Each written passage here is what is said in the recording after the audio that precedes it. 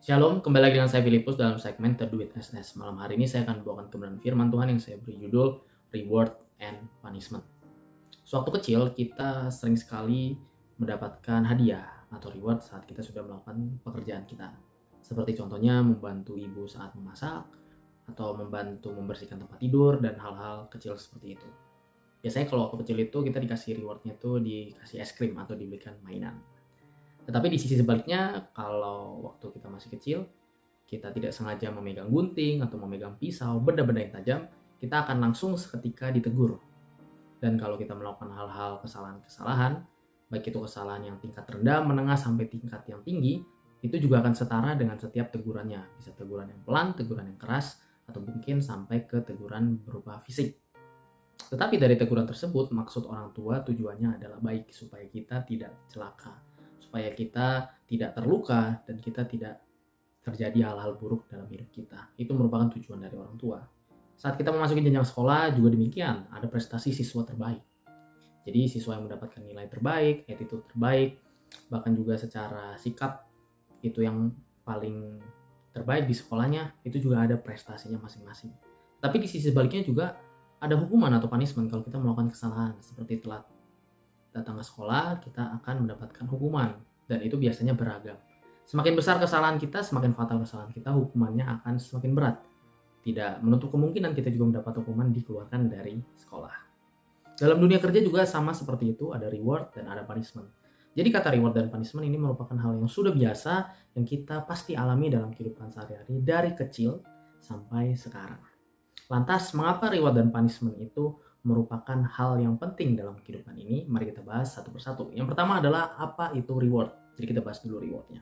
Reward atau hadiah merupakan sesuatu yang kita dapatkan atau kita peroleh secara langsung, jadi langsung kita dapat sekarang, ataupun akan kita dapatkan di masa yang akan datang atas perbuatan yang sudah kita lakukan sebagaimana mestinya. Nah, kata sebagaimana mestinya sebagai anak Tuhan itu pasti konteksnya adalah taat kepada firman Tuhan. Karena sebagai anak Tuhan, semestinya kita menjadi pelaku-pelaku firman Tuhan. Yeremia 17 ayat 7-8 berkata, "Diberkatilah orang yang mengandalkan Tuhan, menaruh harapannya pada Tuhan. Ia seperti pohon yang ditanam di tepi air, merambat akar-akarnya ke tepi batang air, tidak mengalami datangnya panas terik, daunnya tetap hijau, dan tidak khawatir dalam tahun kering, dan tidak berhenti menghasilkan buah."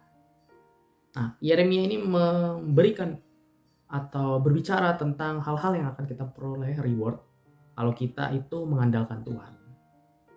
Akan seperti pohon yang di tepi air, tidak akan kena panas terik, daunnya tetap hijau, nggak kenapa-napa saat tahun kekeringan, bahkan terus-terusan menghasilkan buah. Nah, reward itu setiap orang pasti ingin untuk mendapatkan reward tentunya. Tetapi yang menjadi salah adalah di saat orang itu hanya berfokus kepada rewardnya saja. Di balik reward siswa berprestasi di sekolah, itu tidak tiba-tiba seketika dapat reward prestasi siswa terbaik. Tentu ada perjuangan-perjuangan, ada step by step, ada hal-hal yang perlu dilakukan untuk menggapai reward tersebut.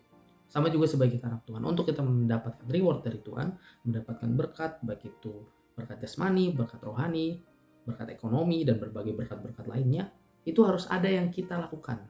Tidak bisa kita hanya berdoa, minta berkat, Tuhan kasih berkat. Tidak. Harus ada something, sesuatu yang kita lakukan, kewajiban-kewajiban kita. Makanya kalau kita berbicara tentang reward, tentang berkat dalam hal ini, kita jangan pernah fokus kepada berkatnya, tetapi kita berfokus kepada hal-hal yang kita lakukan. Seperti contoh, apakah kita sudah menjadi pelaku firman, apakah kita sudah sungguh-sungguh mengiring Tuhan, jam-jam doa kita sudah seberapa, kita rajin ke gereja, pelayanan, punya kasih, punya penguasaan diri, buah-buah roh sudah kita lewat semua atau tidak. Kalau semuanya itu sudah kita lakukan sekarang atau nanti ke depan, itu kita pasti akan mendapatkan reward atau berkat daripada Tuhan. Mungkin tidak kita rasakan, bisa juga dirasakan oleh anak dan cucu kita. Jadi dalam hal reward ini kita jangan berfokus kepada berkatnya, kepada rewardnya, tapi kita harus berfokus kepada hal-hal yang harus kita lakukan.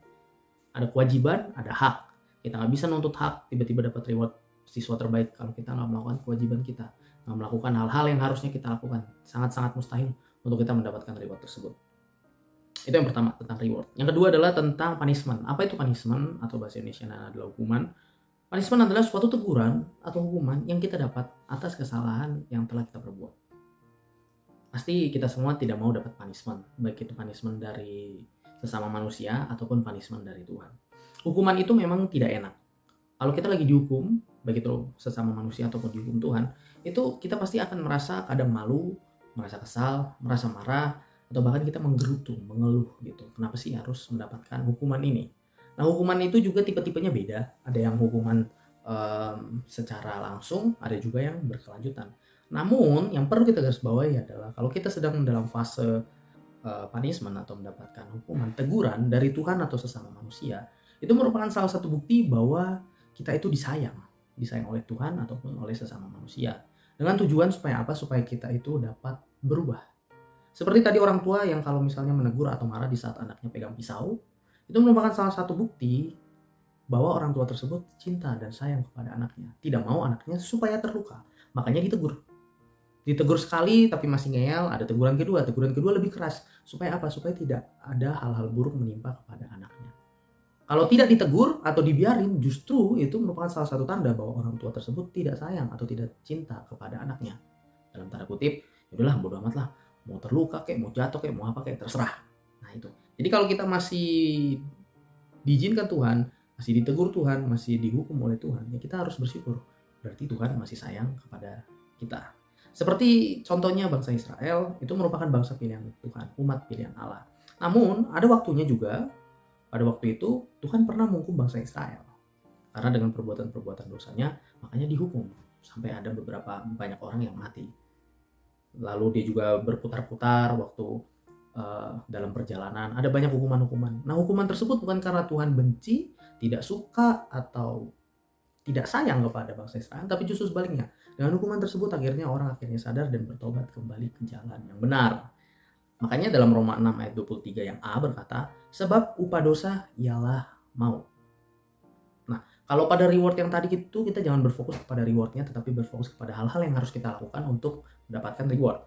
Nah, dalam hukuman juga sama, kita jangan berfokus kepada hukumannya, kepada hal-hal sulitnya, hal-hal yang mungkin tidak mengenakan kalau kita sedang mendapatkan teguran. Tapi kita berfokus kepada tujuan si orang yang memberikan hukuman, baik itu hukuman atau teguran dari Tuhan maupun dari sesama manusia. Tujuannya adalah untuk menjadikan dirimu menjadi lebih baik, supaya kita bisa menjadi lebih baik. Justru kita harus bersyukur pada malam hari ini kalau misalnya kita berbuat dosa, mengalami teguran dari Tuhan, teguran secara langsung, ataupun lewat hambanya, atau teguran dari media-media sosial, kita ngeliat YouTube, khotbah pendeta siapa, atau mungkin lewat teman. Pokoknya Tuhan bisa memakai siapapun untuk menegur kita. Nah, saat kita ditegur, atau mungkin paling parahnya kita dihukum, walaupun sedih, walaupun kesal, walaupun marah, walaupun jengkel, tapi kita harus berbesar hati, merendahkan hati, dan tidak mengeraskan hati. Kita harus melembutkan hati kita bahwa, oh ya, saya salah, saya berdosa, saya minta ampun, dan kedepannya bisa untuk merubah diri menjadi lebih baik. Jadi itu merupakan pembahasan pada malam hari ini tentang reward dan punishment. Di saat kita menerima reward, jangan berfokus kepada berkatnya atau rewardnya, tetapi berfokus kepada hal-hal yang harus kita lakukan untuk bisa mencapai berkat tersebut. Begitu juga sebaliknya, saat kita berada di posisi ditegur oleh Tuhan atau mendapat hukuman dari Tuhan, kita jangan hanya berfokus kepada hukumannya atau tegurannya yang membuat hati ini kesal, tapi kita harus bersyukur dan memfokuskan pikiran kita bahwa terima kasih Tuhan, Tuhan masih menegur saya. Artinya Tuhan masih sayang kepada saya supaya saya berubah.